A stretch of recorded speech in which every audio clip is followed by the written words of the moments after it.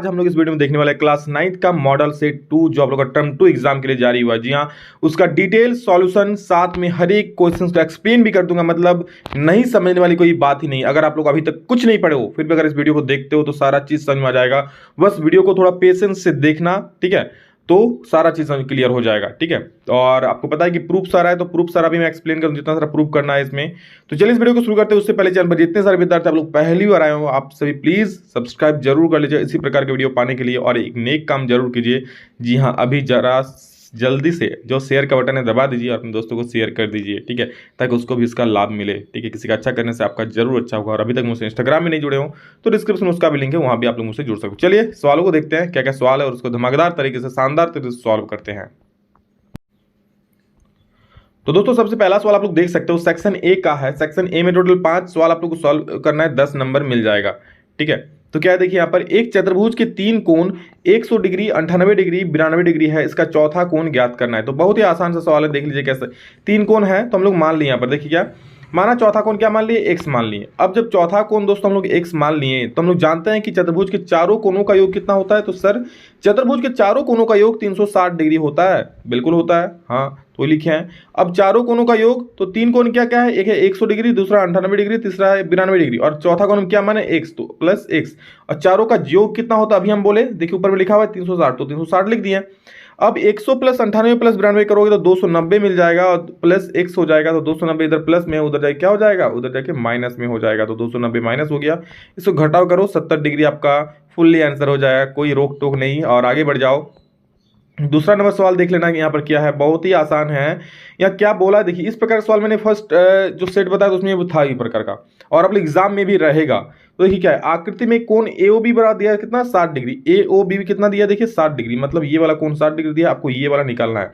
मैंने आप लोगों को उस दिन बताया था एक थ्योरम, क्या कि त्रिभुज किसी भी वृत्त के अगर एक चाप से केंद्र पर जितना कोण बन रहा है, ठीक है, बाकी उसी चाप से अगर कहीं भी कोण बन रहा है, कहीं भी, ठीक है, तो उसका आधा होता है। किसका, केंद्र पर जितना कोण बनता है उसका आधा होता है। तो कैसे करेंगे हम लोग, यहां निकाल सकते हैं कोण ए सी बी बराबर कोण ए ओ बी, और बट्टा में क्या कर देंगे, 2 कर देंगे बस। तो 60 है तो 60 बटा 2 कर दो, आपका 30 डिग्री आंसर आ जाएगा। समझ गए, कोई दिक्कत बिल्कुल भी नहीं। आगे बढ़ जाओ। 3 नंबर दोस्तों रचना का है, आप लोग बताओ। रचना का एक अलग सा वीडियो लाऊंगा, उसमें सारा चीज आप लोग को बता दूंगा रचना वाला, ठीक है, टेंशन लेने वाली कोई बात नहीं है। चलिए अगला सवाल देखिए क्या है, अगला क्वेश्चन। नेक्स्ट क्वेश्चन हम लोग चलेंगे 4 नंबर सवाल, बहुत बढ़िया है। हीरोन का फॉर्मूला से है, ठीक है, हीरो नहीं, हीरोन का फॉर्मूला से। एक त्रिभुज का क्षेत्रफल ज्ञात कीजिए जिसकी भुजाएं 3 सेंटीमीटर, 4 सेंटीमीटर और 5 सेंटीमीटर है। 3 भुजाएं दिया हुआ है, क्या क्या दिया हुआ है सर, तो मैंने मान लिया ए बराबर दिया है 3 सेंटीमीटर, बी बराबर 4 सेंटीमीटर और सी बराबर 5 सेंटीमीटर। कोई दिक्कत, मानने में किसको किया जाता है। अब हम लोग इसका कहीं भी जब त्रिभुज के क्षेत्रफल निकालते हैं फॉर्मूला याद रखना होता है under root S minus A, S into S minus A into S minus B into S minus C. मतलब हमको ए बी सी तो पता है, हमको एस निकालना पड़ेगा। एस के लिए क्या फॉर्मूला होता है, ए प्लस बी प्लस सी बटा 2 लगा दिए। ए बी सी कितना है, 3 4 और 5 है, तो इनको जोड़ दिए बटा 2 कर दो, कट जाएगा 12 को 2 से 6 बार में, तो 6 सेंटीमीटर एस आ गया। ठीक है, अब आगे क्या करें, त्रिभुज के क्षेत्रफल का फॉर्मूला होता है under root S into S minus C into S minus B into S minus C. सभी का वैल्यू बैठा देना। एस का वैल्यू है 6 तो 6 बैठा दिए, एस माइनस सी मतलब 6 minus 3, S minus B, S तो 6 है, बी का वैल्यू कितना है 4 है। आप लोग यहाँ देख सकते हो ऊपर में ए बी सी, ए है 3, बी है 4 और सी है 5। ठीक है, उसी प्रकार से आपका वैल्यू बैठा दिए। बस 6 में 3 गया तो 3 बचेगा, यहाँ तो 6 था 6, 6 में 4 गया तो 2, 6 में 5 गया तो 1। 6 को लिख सकते हैं 2 गुना 3, तो लिख दिए 2 गुना 3। अब क्या होगा, यहाँ पर 3 यहाँ पर 2, तो लिख दिए, वो सब उतार दिए, और 1 ये सब तो तोड़ नहीं सकते हैं। 2 को 3 में यहाँ देखो 1 को 3 बाहर निकल जाएगा, और 2 को 2 में 1 को 2 बाहर निकल जाएगा, मतलब 2 गुना 3 हम लोग का होगा जो कि 6 सेंटीमीटर स्क्वायर इज द परम सत्य उत्तर। और आप लोग आगे बढ़ेंगे बिना रोक टोक के। 5 नंबर सवाल देखिए क्या बोला आप लोग का, कि प्रथम 5 प्राकृतिक संख्याओं का माध्य ज्ञात करें। प्रथम 5 प्राकृतिक संख्या होती क्या भाई साहब, तो सर प्रथम 5 प्राकृतिक संख्या मतलब 1 से जो शुरू होता है सर, प्रथम 5 क्या क्या हो जाएगा, 1 2 3 4 5। माध्य बराबर फॉर्मूला होता है हम लोग का सभी प्रेक्षणों का योग बटे प्रेक्षणों की कुल संख्या।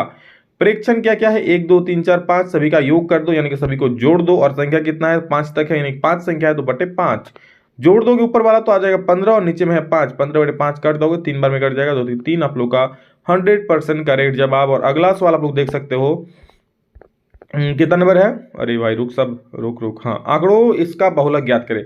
बहुलक मतलब बहुत, जो सबसे ज्यादा बार आएगा, बहुत बार आएगा, सबसे ज्यादा बार आएगा, वही बहुलक होगा। तो देखो सबसे ज्यादा बार क्या है, 2 3 4 3 5 3 1 2 3, तो हमको दिख रहा है 3 जो है सब 4 बार आया है, तो 3 यहाँ बहुलक हो जाएगा। तो बस कुछ नहीं, सिंपल सा लिखना बहुलक बराबर 3, और ज्यादा लिखने का मन है तो एक लाइन लिख देना, चूंकि 3 सबसे ज्यादा बार आया है इसलिए बहुलक बराबर 3 हो गया, काम खत्म, कहानी तमाम। और आगे बढ़ जाओ, क्या है यहाँ पर देखो सवाल।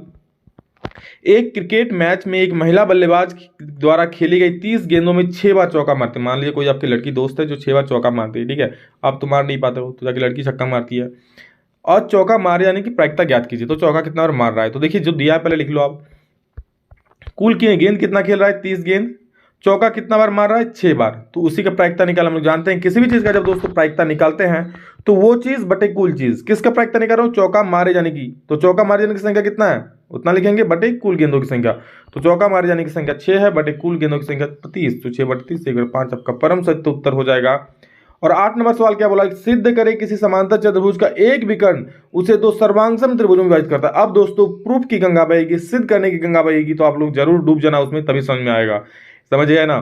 क्या सिद्ध करे किसी समांतर चतुर्भुज का विकर्ण उसे दो सर्वांगसम त्रिभुजों में विभाजित करता है। तो सबसे पहले मैंने एक समांतर चतुर्भुज बनाया है, क्या ए बी सी डी का, वही लिखा है हमें, ए बी सी डी एक समांतर चतुर्भुज दिया गया है जिसमें बी डी क्या है, वी डी क्या है, विकर्ण है। आगे हम लोगों को सिद्ध क्या करना है कि ए बी डी सर्वांगसम त्रिभुज C D B, A B D जो दिख रहा है सर्वांगसम त्रिभुज क्या, सी डी बी ये वाला, ठीक है। तो अब हम लोग दोनों त्रिभुज में लेते हैं ए बी डी और सी डी बी में। अच्छा ए डी बी और सी डी में क्या क्या बराबर होगा वो देखो, ए बी डी बराबर C D B, A B D बराबर, यह देखो ए बी डी ये वाला बराबर सी डी बी ये वाला, क्यों सर ये क्यों बराबर होगा, देखो अभी मैंने कहा ये समांतर चतुर्भुज है, मतलब ये रेखा क्या है, समांतर है, ये रेखा समांतर, ये रेखा और ये रेखा समांतर है ना। तो आपको पता है कि समांतर रेखा को जब कोई तीसरा रेखा परिच्छेद करता है तो उसका एकांतर कोण क्या होता है, बराबर होता है, मतलब ये कोण और ये कोण क्या है, एकांतर कोण बराबर हो जाएगा। सेम उसी प्रकार का ये कोण और ये कोण क्या हो जाएगा, बराबर हो जाएगा, होगा ना जी, बिल्कुल होगा सर। और क्या, और क्या, देखो ये कोण बराबर हो गया, ये कोण बराबर हो गया। अब ये जो भुजा है दोनों में आ रहा है, देखो दोनों त्रिभुज में ये बीच का भुजा है, ये भुजा इस त्रिभुज वाला में भी आ रहा है और इस त्रिभुज वाला में भी ये वाला भुजा है, मतलब दोनों में है, कॉमन है, उभयनिष्ठ है, तो बस वही चीज लिख देंगे तो जो है, तो बस दोनों कोण दिखा दिए यहाँ पर, ए बी डी बराबर C D B, A B D बराबर C B, A B D ये वाला, ए बी डी बराबर सी डी बी ये वाला एकांतर कोण है। नेक्स्ट क्या है देखो, आगे है दोस्तों ए डी बी बराबर C B D, A D B, A D B ये वाला बराबर सी बी डी ये वाला, ये भी क्या है, एकांतर कोण है। और अंतिम में कर दिए भुजा को बराबर क्या, कि बी डी बराबर बी डी उभयनिष्ठ है, तो दोनों त्रिभुज हम लोग का सर्वांगसम हो जाएगा, ए बी डी सर्वांगसम त्रिभुज डी बी सी, कोण नियम से, तो दो कोण एक भुजा यानी कि ए एस ए सर्वांग समता नियम से। आगे बढ़ेंगे दोस्तों, नेक्स्ट क्वेश्चन है 9 नंबर, सिद्ध करे कि एक ही आधार और एक ही समांतर रेखाओं के बीच स्थित त्रिभुज के क्षेत्रफल बराबर होते हैं। तो देखिए इसको कैसे सॉल्व करते हैं। तो देखिए दोस्तों बहुत बढ़िया प्रूफ है, आप लोग ये बढ़िया तरीके से मन लगाकर देखिए तभी समझ में आए क्या बोला है, समझ लीजिए। सिद्ध करे कि एक ही आधार मतलब बराबर आधार और एक ही समांतर रेखाओं के बीच स्थित त्रिभुज क्षेत्रफल में बराबर होते हैं। तो देखिए मैंने एक ही आधार पर दो त्रिभुज बनाया है, ये देखिए एक ही आधार है BC, ठीक है, इस पर दो त्रिभुज बनाए, ध्यान से आप सुनो, बिल्कुल रटने की जरूरत नहीं है, ठीक है, आप लोग रटोगे तो फिर कोई फायदा नहीं, किताब में भी आंसर मिल जाएगा, लेकिन समझ लो क्या बोला, एक ही आधार में दो त्रिभुज, मैंने एक ही आधार में दो त्रिभुज बनाए, क्या एक ही आधार है BC जिसमें एक त्रिभुज बनाया ABC, ठीक है, और दूसरा त्रिभुज मैंने बनाया क्या BDC ये वाला दिख रहा है दो त्रिभुज, ठीक। अब हम लोग क्या करेंगे, इसका आधार एक ही है ना, बस हो गया, तो वही चीज हम लिखे यहाँ पर देखो, त्रिभुज ABC और DBC, ये जो ABC और DBC, ठीक है, एक ही आधार पर स्थित, एक ही आधार क्या BC, एक ही आधार BC पर स्थित दो त्रिभुज हैं जो कि PQ समांतर RS रेखाओं के बीच में स्थित, जो कि रेखा PQ ये वाला है, रेखा RS ये वाला है, रेखाओं के बीच में स्थित है। बिल्कुल कहा है कि एक ही आधार और समांतर रेखाओं के बीच इस बने त्रिभुज क्या होता है, क्षेत्रफल में बराबर होता है। तो चलिए उसी को देखते हैं। आगे हम लोग क्या करें, हमें क्या सिद्ध करना है कि त्रिभुज एरिया ऑफ त्रिभुज ABC, ठीक है, बराबर एरिया ऑफ त्रिभुज DBC, चूंकि PQ समांतर RS है, चूंकि क्या है ये देखो PQ समांतर, ये देखो ऊपर वाला रेखा PQ समांतर क्या है, अरे भाई साहब रुक, PQ समांतर क्या है RS है, ठीक है। तो जब पी क्यू समांतर आर एस है तो ए ई बराबर डी एफ समांतर रेखाओं के बीच की दूरी, ए ई बराबर क्या हो जाएगा डी एफ हो जाएगा, ए ई बराबर डी एफ। ये देखिए यहाँ रचना मैंने एक थोड़ा सा क्या ए ई लंब खींचे और डी एफ लंब खींचे, ठीक है। तो एक रचना मैंने जस्ट यहाँ पर किया, आपको लिखना है तो लिख देना कि ए ई लंब बी सी खींचे और डी एफ, ए ई लंब बी सी और डी एफ लंब बी सी खींचे, बस और कुछ नहीं, ठीक है। तो ये दोनों बराबर होगा, क्यों बराबर होगा भाई साहब, क्योंकि दोस्त ये दो क्या है समांतर रेखा और इसके बीच का कहीं भी आप निकालो दूरी हमेशा क्या होगा, सब बराबर होगा। तो इसलिए ए ई बराबर क्या हो जाएगा डी एफ हो जाएगा, वही मैंने लिखा कि ए ई बराबर डी एफ समांतर रेखाओं के बीच की दूरी है। त्रिभुज ए बी सी में अब हम देखेंगे, किसमें देखेंगे, त्रिभुज ए बी सी, ये वाला त्रिभुज में। चलिए क्या दिखता है, हम लोग लिखते हैं ए बी सी में। देखिए एरिया निकालते हैं क्योंकि मेन हमको एरिया बराबर करना है ना। तो त्रिभुज एबीसी में क्षेत्रफल क्या हो जाए, एबीसी का क्षेत्रफल हाफ गुने, आप लोग जानते हैं त्रिभुज का क्षेत्रफल क्या होता है, हाफ गुने आधार गुने ऊंचाई। और ये जी होता है ना हाफ गुने, बचपन से पढ़ रहे हैं सर। तो हाफ क्या हो जाएगा, हाफ ही हो जाएगा, आधार क्या हो जाएगा तो बीसी हो जाएगा, और ऊंचाई क्या हो जाएगा तो बीसी पर जो लंब है ए बी सी त्रिभुज में, बीसी पर लंब क्या है ए ही है, तो यहाँ पर ऊना ए ही लिख दिए, हो गया काम खत्म। आगे बढ़ेंगे दोस्तों हम लोग, इसमें वही चीज लिखा हुआ है, देखिए हाफ गुना बीसी गुना ए, और इसको हम समीकरण 1 मान लिए। नेक्स्ट सेम त्रिभुज डीबीसी में हम कर रहे हैं, डीबीसी सेम में है, डीबीसी कौन बोला, ये वाला।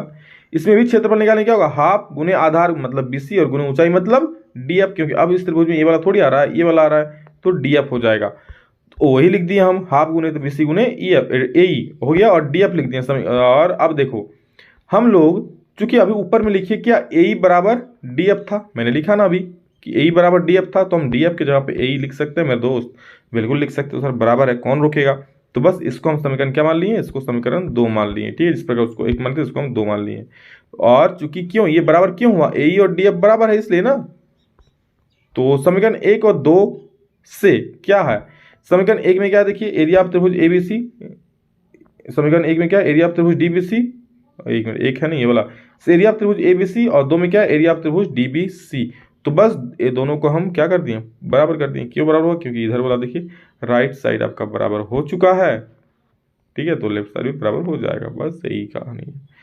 चलिए आगे बढ़ेंगे दोस्तों, नेक्स्ट क्वेश्चन देखेंगे हम लोग। अगला सवाल है, सिद्ध कीजिए एक चाप द्वारा केंद्र पर आंतरित कोण वृत्त के शेष भाग के किसी भी बिंदु पर आंतरित कोण का दुगुना होता है, ठीक है। क्या बोला है, सिद्ध करने बोला है, एक चाप द्वारा जो केंद्र पर आंतरित कोण होता है वो वृत्त के किसी भी भाग के, वृत्त के शेष भाग के किसी भी बिंदु पर आंतरित कोण का दुगुना होता है। चलिए इसको भी सॉल्व करते हैं। सबसे पहले एक वृत्त बना लिया, ठीक है, जिसमें मैंने क्या एक कोण बनाया है, बोला है कि एक कोण इस कोण का क्या होता है दोगुना होता है, इस कोण का ये वाला कोण दोगुना होता है, ठीक है। तो चलिए अब हम लोग इसको सॉल्व करते हैं। तो मैंने क्या लिखा है देख लीजिए, हमें एक वृत्त दिया गया है जिसमें ओ केंद्र है, ओ क्या है केंद्र, या फिर आप ऐसे भी लिख सकते हो कि हमें ओ केंद्र वाला एक वृत्त दिया गया है।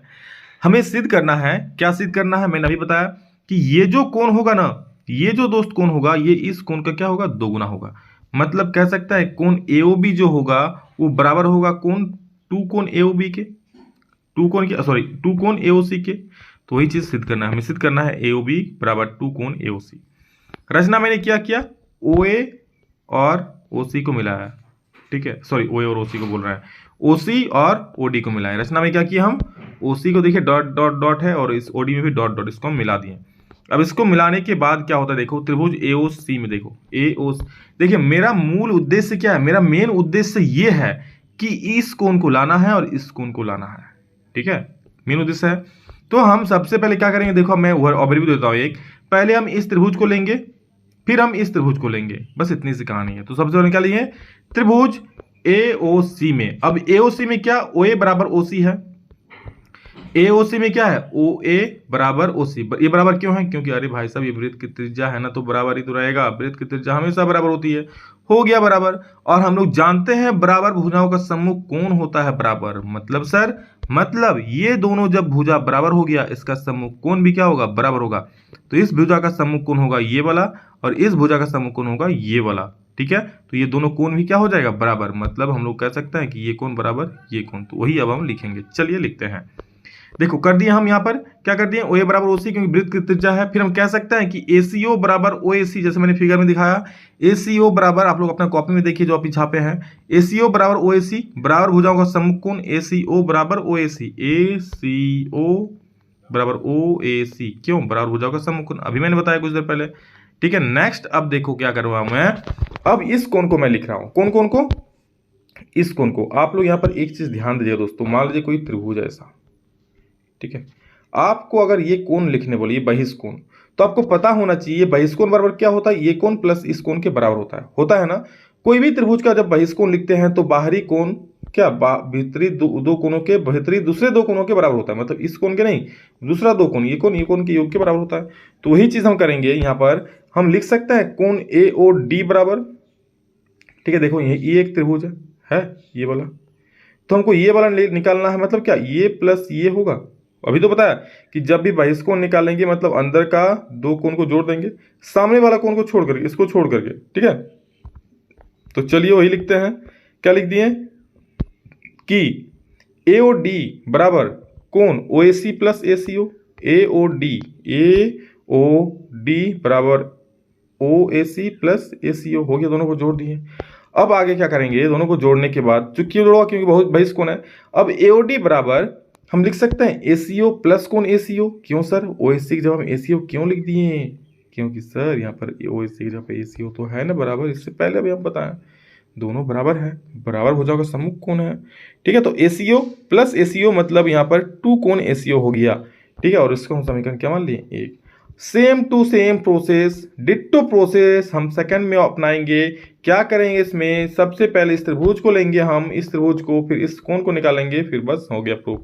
तो चलिए लेते हैं त्रिभुज बीओसी में क्या हो रहा है, बीओसी में कि ओबी बराबर ओसी, जैसे मैंने पहले लिखा वृत्त की त्रिज्या है, बीसीओ बराबर ओबीसी, बराबर भुजाओं का सम्मुख कोण होता है ये, क्या बीसीओ बराबर ओबीसी। देख लो मैंने अभी कहा कि बीसीओ ये वाला और ओबीसी ये वाला बराबर भुजाओं का सम्मुख कोण है ये, ठीक है। और यहाँ पर देखो आगे क्या, हाँ अब मैंने सेम प्रोसेस किया, क्या बीओडी को लिखा, अब बीओडी, एक मिनट, बीओडी ये वाला है, देखो ये वाला, इसको मैं क्या लिख सकता हूँ, भीतरी दूसरे दो कोणों के बराबर कर, योग के बराबर कर सकते हैं ना, मतलब ये कोण और ये कोण को ऐड करके लिख सकते हैं, बिल्कुल लिख सकते हैं।